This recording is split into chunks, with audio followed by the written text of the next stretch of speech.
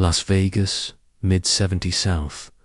Halfway through his set, Elvis caught sight of something unusual. A young soldier in uniform, head bowed, shaking with tears in the front row. The king didn't miss notes. And tonight, he didn't miss this moment. Stories like this show why Elvis was more than a singer. He was a man who saw people. If you believe in the power of kindness, make sure to subscribe and stay with us until the end. The lights dimmed inside the showroom of a Las Vegas casino in the mid-1970s. Cigarette smoke curled in thin ribbons above the crowd, hanging in the spotlights like a hazy curtain. Glasses clinked at tables as waitresses made their last hurried passes before the show began. The room was alive with chatter, nervous laughter, anticipation, and the low buzz of excitement that always preceded the arrival of Elvis Presley. Then, in a sudden burst, the band struck the opening notes. The sound rattled through the speakers, bass vibrating the floor. The curtains pulled back, and there he was, Elvis dressed in his rhinestone-studded white jumpsuit, wide belt glinting under the stage lights. His very presence electrified the room. He moved with a confidence that seemed both casual and commanding, every step drawing the eyes of 2,000 fans who had come to see the king in his prime. Elvis grabbed the mic. A faint hiss of feedback echoed before he steadied it. His deep voice rolled out, smooth yet powerful, filling every corner of the showroom. Fans screamed, clapped, some even cried just at the sight of him. Ushers shifted along the walls, their flashlights cutting across the aisles.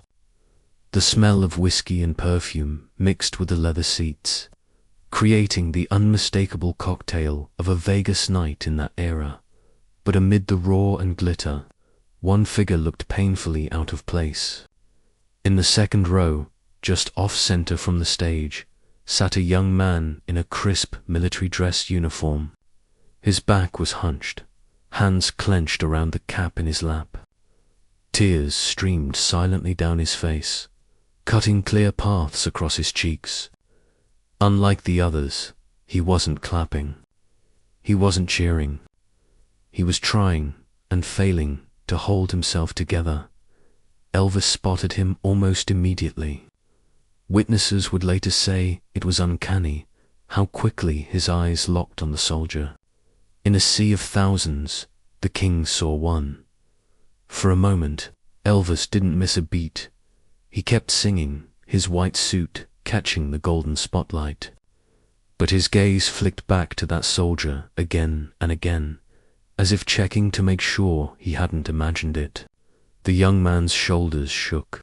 He kept his eyes down, the brim of his cap pressed against his chest, fingers trembling. The audience, caught in the energy of the performance, hadn't noticed yet. They were on their feet, swaying, shouting requests. But Elvis noticed. Halfway through the song, he shifted slightly on stage, angling himself so the man stayed in his line of sight. Something was pulling at him more urgent than the show, more real than the glittering stage lights. The soldier's pain was visible even from yards away, and though the music thundered on, Elvis's mind was already elsewhere. Something was about to change in this room. The band was rolling, the audience roaring, but Elvis Presley had already decided he wasn't going to let this soldier go unseen. The music was rolling, horns bright, drums pounding, and then it stopped. Elvis lifted his hand mid-song. The band froze on instinct. The sudden silence hit the room like a shockwave. 1,000 conversations ended in the same breath. The only sound left was the faint hum of the amplifiers and the rustle of programs as people shifted uneasily in their seats. The audience leaned forward, unsure if it was part of the show. Elvis never stopped songs halfway. Never. Elvis stepped closer to the edge of the stage. boots shining under the spotlight. He squinted past the glare, scanning the second row. Then he lifted his hand again, this time pointing. Slowly, deliberately, the spotlight operator followed his lead. A bright beam swung across the crowd before settling on one man. The young soldier, his head bowed, cap clenched in both hands, shoulders trembling. Gasps rippled through the audience. Murmurs spread like wind across dry grass. What's going on? Why him? The soldier's face flushed under the sudden attention. He tried to shrink into himself, but the light pinned him in place. His uniform was crisp, medals glinting faintly, but his hands shook as he gripped the cap tighter. Elvis leaned into the microphone. His voice, calmer now, cut through the quiet. "Son," he said, steady and low, "what's your name?" The soldier's lips parted, but no sound came out. His chest rose and fell in sharp bursts. After a long pause, barely above a whisper, he managed a single word. "Michael." The room seemed to exhale. Elvis nodded gently. "All right, Michael," he said. "You're all right." The crowd stayed frozen. No applause, no shouting, just silence, the kind that presses down and makes every breath sound louder than it should. People in the back craned their necks, trying to see this soldier who had stopped the King of Rock enroll mid-show. Elvis didn't fill the silence with more words. Instead, he took a slow step down from the stage, toward the front row. Security guards shifted, uneasy, but Elvis waved them back. His eyes never left Michael. The soldier tried to stand, then faltered. His legs wobbled as if the weight of the moment was too much. Elvis reached out his hand. For a long beat, Michael didn't move. His knuckles were white against the brim of his cap. The audience watched, holding their breath, as the soldier finally looked up. His eyes were red, glassy, but locked on Elvis's steady gaze. Elvis extended his hand a little further, not forcing, just waiting. An open invitation. The soldier's fingers twitched. He hesitated, then finally let go of the cap with one hand. Slowly, shaking, he reached out. Their hands met, firm, steady. The crowd erupted in scattered applause, quickly hushed again as Elvis raised his free hand for quiet. He wasn't done. In that moment, under the blinding white spotlight, two figures stood locked together. One, the world's biggest star. The other, just a young man in uniform, carrying something too heavy to bear. Alone, Elvis leaned close enough that only those in the first rows could hear. "You're not alone tonight," he said. The soldier nodded, though his lips trembled. A single tear slipped down his cheek. The spotlight didn't move. The band didn't play. The entire room waited to see what Elvis Presley would do next. Elvis tightened his grip on Michael's hand, glanced back at the silent band, and gave a subtle nod, not for the next song, but for something else entirely. The room held its breath. 2,000 people, yet it felt like only two. Elvis didn't return to the stage. He stepped closer until he was right in front of Michael. Their hands were still locked, the soldier's grip trembling. Then, to the astonishment of everyone watching, Elvis bent his knees and lowered himself until he was eye level with the young man. The King of Rock and Roll, kneeling on the showroom floor. The crowd gasped. It wasn't rehearsed, it wasn't polished, it was raw. Elvis placed his other hand gently on Michael's shoulder. The uniform fabric was stiff, but underneath it the young man shook with every shallow breath. Elvis's gaze was steady, piercing yet kind. He didn't need a microphone now. His voice carried anyway. "You're safe now," he said softly. "You're home." The words cracked something open in Michael. His chest heaved, and tears spilled freely. He clutched the cap to his chest with his free hand, fingers pressing so hard the fabric wrinkled in the second row. A woman reached for her husband's hand. In the back, someone whispered, "He just came back from overseas." The rumors spread quickly. Some nodded, some wiped their eyes. Whether it was true or not, the belief added weight to the moment. The hush was unlike anything a Vegas showroom had ever heard. The usual clinking of glasses, the shuffle of cards in the adjoining casino, all of it seemed to fade away. Even the air felt different, heavier, charged. Elvis didn't rush. He let the silence hang, his hand steady on Michael's shoulder. He studied the young man's face, as if memorizing it. Then, with a small nod, he said, "You made it back. That matters." Michael blinked hard, lips quivering. He tried to form words, but couldn't. Instead, he simply lowered his head, forehead almost touching Elvis's hand. The audience began to break. Here and there, people sobbed quietly. Rows of women dabbed their eyes with tissues. Men sat straighter, some visibly moved, but trying not to show it. The wave of emotion spread outward until it reached every corner of the room, and then another twist. Elvis stood, but kept Michael's hand in his. He turned back toward the stage and gave a subtle nod to the band, but it wasn't the cue for the next scheduled song. The musicians exchanged uncertain glances. The guitarist shifted his strap, the drummer leaned forward. Everyone was waiting. The audience, sensing something unscripted, leaned closer. Cameras clicked as people raised small flashbulbs, eager to capture whatever was about to happen. Ushers along the aisles stopped moving entirely, transfixed. Elvis looked back at Michael, then to the silent crowd, then back to the band. His expression was calm but resolute. He was about to turn this private moment into something unforgettable. The soldier sniffled, still gripping his cap. His knuckles were pale, his uniform damp at the shoulders where his tears had fallen. But his eyes, though swollen and red now, locked onto Elvis with a flicker of strength. The crowd didn't know what was coming. They only knew this. The show everyone had paid to see had just become something far greater than a concert.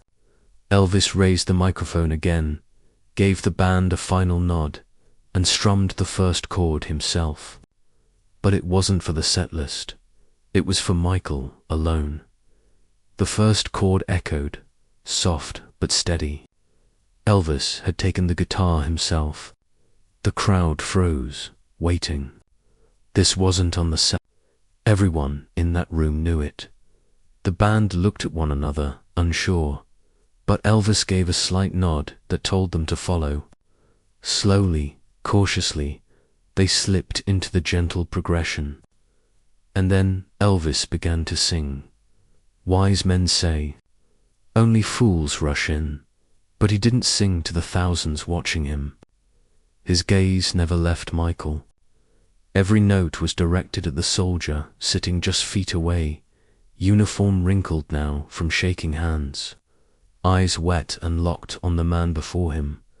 Michael's lips moved, almost involuntarily, whispering the words back. His voice cracked, breaking under the weight of it, but he sang anyway. The faint sound carried only a few rows, but those who heard it never forgot. By the second line, a shift rippled through the audience. Entire sections of the crowd joined in softly, their voices tentative at first, then growing stronger. It wasn't the loud, wild cheering typical of a Vegas show. It was reverent, fragile, a wave of harmony rising behind Elvis's deep baritone. The spotlight stayed fixed on Michael. Camera flashes blinked from the back of the room, freezing moments in tiny bursts of light. Elvis with his head tilted toward the soldier. Michael's trembling hand pressed against his cap. The sheer disbelief on faces in the audience. Ushers, usually trained to keep order, wiped their own eyes with jacket sleeves. Waitresses stopped mid-stride, trays balanced on palms, just to listen. Some fans pressed hands to their mouths, unable to stop the sobs. Elvis strummed the next chord, leaning forward as if closing the distance between himself and Michael. His voice grew softer, almost tender. Take my hand. Take my whole life too. And in that moment, it felt like the words weren't lyrics. They were a promise, a reassurance that Michael wasn't alone, that someone saw him.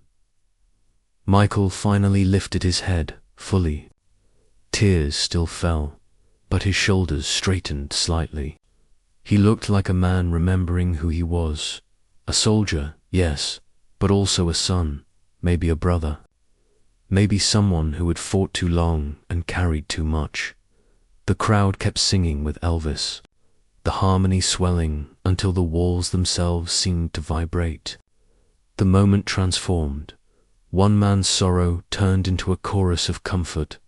By the time Elvis reached the final verse, Michael's lips were moving again, stronger now, matching Elvis's pace. The king glanced at him, smiled faintly, and gave one last strum. The final note hung in the air like a prayer. Silence followed, brief, electric, almost holy. Then, as if on cue, the room erupted. Applause thundered. People leapt to their feet. The sound of thousands clapping at once washing over the soldier in waves. But Elvis wasn't finished. As the cheers shook the walls, Elvis removed the silk scarf from around his neck, the signature gesture fans coveted at every show. Usually, he tossed them into the crowd, a scramble ensuing. Not this time. He stepped closer to Michael, leaned down, and carefully draped the scarf across the soldier's shoulders. It wasn't thrown. It wasn't casual. It was deliberate, ceremonial. Michael froze, staring at it as though it were made of gold. His hands rose shakily to touch the fabric, feeling its warmth. The sweat and effort of the man who had just sung to him stitched into the fibers. The audience roared again, some crying openly, others shouting Elvis's name with gratitude that felt deeper than fandom. Elvis bent close to Michael's ear. His lips moved, words just for him. Witnesses in the first few rows swore they heard it. You hold your head high, son. Michael nodded, jaw tight, scarf pressed to his chest, as if he'd never let it go. But Elvis wasn't done. He straightened, faced the crowd again, and lifted the microphone one more time, with the scarf now resting on Michael's shoulders. Elvis leaned in with a final word, not just to the soldier, but to everyone who had ever served. The crowd was already on its feet, roaring, but Elvis raised one hand for calm. His voice returned to the microphone, not loud, not commanding, steady. This one's for all of you who served, he said. The reaction was instant. Veterans in the audience stood taller, some saluting. Families clutched one another. The applause that followed wasn't just for Elvis. It was for every soldier, every sacrifice represented in that room. Michael sat motionless, scarf draped across his shoulders, tears still streaking his face. But there was a difference now. His spine was straighter, his jaw set. The weight that had dragged him down minutes before seemed lighter. Elvis gave the band a cue, and they rolled into a quick, upbeat number. But even as he performed, laughing and throwing scarves into the crowd, his eyes flicked back to Michael. again and again, like a silent reassurance, "I see you." Witnesses said the energy that night was unlike any show before or after. The songs carried extra fire, every note sharpened by the raw humanity of what had just unfolded. The fans sang louder, clapped harder. It felt less like a concert and more like a gathering of people united around a single act of compassion. When the show ended, Elvis didn't leave immediately. He walked along the edge of the stage, shaking hands, giving nods, letting fans touch his outstretched arms. But when he reached Michael again, he stopped. He leaned down one final time, hand gripping the soldier's shoulder firmly, and said, "Don't you forget, you're not alone." Michael's lips moved, though his voice barely carried. "Thank you, sir." It was simple, but it was enough. The lights dimmed. The curtain fell. The band packed up. People filed out, still buzzing, still wiping tears, some already phoning loved ones from the lobby payphones to describe what they'd just witnessed. They didn't know it yet, but they'd be retelling this story for decades. And for Michael, the night wasn't over. According to reports, about a week later, a package arrived at his family's doorstep. The return address bore only one word: Graceland. Inside the box lay a guitar, polished wood gleaming, strings shining, the unmistakable scrawl across its body, Elvis Presley. Tucked into the case was a folded note, written in Elvis's own hand: "You'll always have a seat in the front row." Elvis, the soldier's family, was stunned. They gathered around the letter, reading it aloud over and over, each word a confirmation that the night hadn't been a dream. Michael held the guitar like a lifeline, fingers trembling as he traced the signature. For a man who had been brought to tears by unseen burdens, the gift was more than wood and strings. It was proof he mattered. Some say Michael kept that guitar for the rest of his life, displaying it in his living room where guests could see it. Others recall he never played it much. He just wanted to know it was there. A symbol of the night Elvis reminded him of his worth. The story spread quietly at first, told among fans who had been there, whispered among veterans who heard of it through friends. But it never faded. Like ripples on water, it kept moving outward, reaching new ears with each telling. And the moral of it all: Elvis reminded a room full of strangers and one broken young man that kindness can bring an entire world to a stop. The glitter of Vegas, the fame, the rhinestones, all of it fell away that night. What remained was simple: one man choosing to see another. Moments like this are why Elvis isn't remembered only as a performer, but as a man who felt deeply. Fans recall his generosity in countless stories: cars gifted to strangers, hospital bills paid quietly, time given freely. But this night, with Michael, captured it in a way no statistic or headline could. It showed compassion at its most personal and most powerful. Compassion is louder than any song. If this story moved you, share it with someone who believes kindness can stop a room. And tell us in the comments, what's one act of compassion you'll never forget? Your story might inspire someone else today.